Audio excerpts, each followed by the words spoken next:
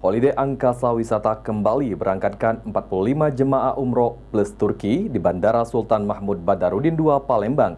Perjalanan ini menggunakan penerbangan Saudi Airlines dengan paket perjalanan 13 hari.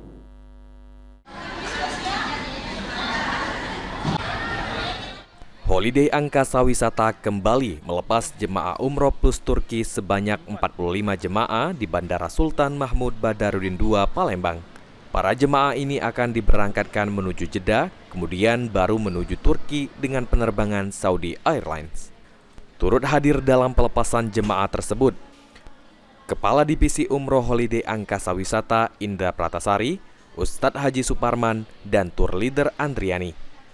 Sebelum keberangkatan, para jemaah diberikan pembekalan agar dapat menjalankan ibadah umroh plus Turki dengan baik dan berkesan.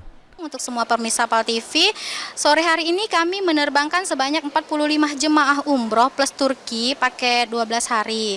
Yang dimana pada malam hari nanti akan diterbangkan menuju Jeddah dari Jakarta dan akan landing insya Allah di Turki besok siang pada lebih kurang pukul 2 siang. Dan paket ini akan diinapkan di Turki selama 3 hari 2 malam, kemudian di Mekah 4 malam, dan di Madinah 3 malam. Dan insya Allah akan kembali ke tanah air, khususnya kota Palembang, di Bandara Sultan Mahmud Badarudin II kota Palembang pada tanggal 14 Oktober pukul 12.05 siang hari.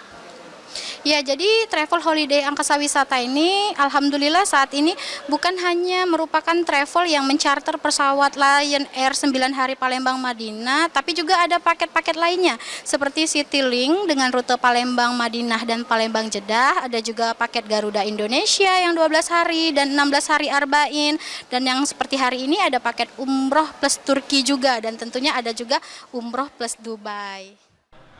Holiday Angkasa Wisata melayani banyak keberangkatan umroh.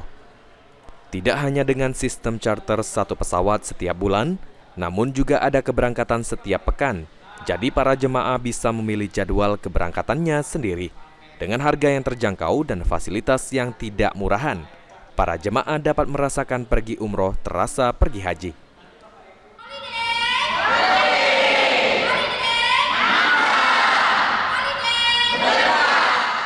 Julia Di Azwan, PAL TV.